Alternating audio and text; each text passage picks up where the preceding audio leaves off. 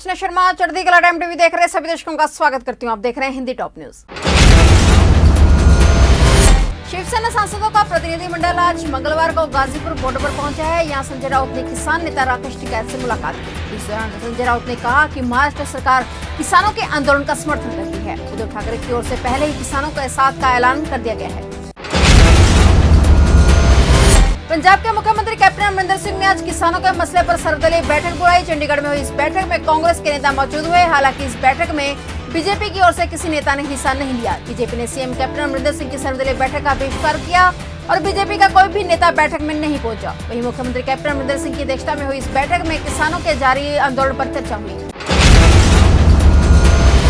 पंजाब के जलालाबाद में अकाली दल के नेता सुखबीर बादल की गाड़ी पर हमला हुआ है। अकाली दल के कार्यकर्ताओं का आरोप है कि कांग्रेसियों ने हमला किया है।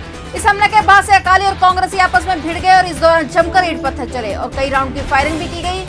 इतना ही नहीं, मौके पर मौजूद सुखबीर बादल की गाड़ी पर पथराव किया गया। हालांकि जब पथराव हुआ तो सुखबीर बादल गाड़ी में मौजूद नहीं थे। उन्हें सुरक्षा घेरे में दूसरी तरफ ले जाया गया। कृषि कानूनों के विरोध में दिल्ली की सीमाओं पर धरना दे रहे किसानों को 2 महीने से अधिक का समय हो गया है। केंद्र सरकार लगातार बातचीत के रास्ते खुले होने की बात कह रही है, लेकिन दिल्ली की सीमाओं पर बेहद ही कड़ी सुरक्षा भी की जा रही है। दिल्ली की अलग अलग सीमाओं पर पुलिस द्वारा बाड़ेबंदी की गई है, जहां बैरिकेडिंग लगाई गई है। दिल्ली हाईकोर्ट में आज मंगलवार को ट्रैक्टर बेड में हुई हिंसा को लेकर सुनवाई होनी थी, लेकिन यहां याचिकाकर्ता के वकील सुनवाई का वक्त शुरू होने के 10 मिनट तक नहीं पहुंचे, जिसके बाद अदालत ने सुनवाई को कल तक के लिए टाल दिया है।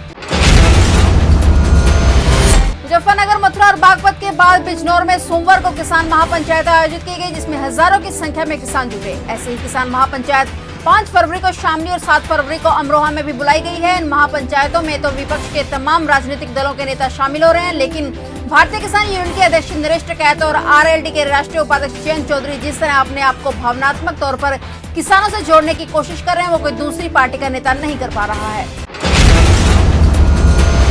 माना जा रहा है कि फरवरी दूसरे सप्ताह से प्रदेश सरकार के मंत्री गांवों में पहुंचकर चौपाल लगाएंगे और किसानों को साधने की कवायद करेंगे। बीजेपी के जाट नेता और कैबिनेट मंत्री भूपेंद्र चौधरी पश्चिम यूपी में सहकारिता निकाय की सिलसिलेवार बैठक कर रहे हैं। इसमें बीजेपी किसानों को न सिर्फ कृषि कानून के फायदे बता रही है, बल्कि यह भी समझा रही है कि विरोधी दल किसानों के कंधे पर बंदूक रखकर अपना हित साध रहे हैं। झारखंड के गढ़वा जिले में अब तक का सबसे बड़ा साइबर क्राइम देखने को मिला है, जहां साइबर अपराधियों ने एक साथ 10 करोड़ रुपए की ठगी की है। जानकारी के मुताबिक यह रुपया जिले के खरौंदी थाना क्षेत्र के डोमी नदी में बनने वाले बराज को लेकर विशेष भू अर्जन विभाग में रहतों को मुआवजा देने के लिए आया था, जिसे साइबर अपराधियों ने उड़ा लिया है। चीन के साथ सीमा पर जारी विवाद के बीच भारत अपनी सेनाओं को मजबूत करने में जुटा हुआ है। इस बीच अमेरिका में आई नई सरकार के साथ भारत का नया करार हुआ है, जो आने वाले वक्त में देश की सेनाओं को मजबूती प्रदान करेगा। जो बाइडेन प्रशासन की ओर से लड़ाकू विमान बनाने वाली कंपनी बोइंग को F-15X विमान भारत को देने की मंजूरी प्रदान की गई है। यानी अब भारतीय वायुसेना को बोइंग से ये अत्याधुनिक विमान मिल पाएंगे। देश का आम बजट भले ही आ गया हो, लेकिन पेट्रोल डीजल की बढ़ती कीमतों ने आम आदमी के बजट को बिगाड़ रखा है। विपक्ष के द्वारा केंद्र सरकार पर इस मसले पर जमकर निशाना भी साधा गया है। इन सबके बीच मंगलवार को भारतीय जनता पार्टी के ही राज्यसभा सांसद सुब्रमण्यम स्वामी ने भी पेट्रोल डीजल की कीमतों पर तंज कसा और कहा है कि राम के भारत में पेट्रोल 93 रुपए, सीता के नेपाल में 53 रुपए और रावण की लंका में 51 रुपए के दाम पर बिक रहा है। फिलहाल टॉप न्यूज में इतना ही। तब तक के लिए देखते रहिए चढ़ती कला टाइम टीवी और मुझे दीजिए इजाजत। धन्यवाद।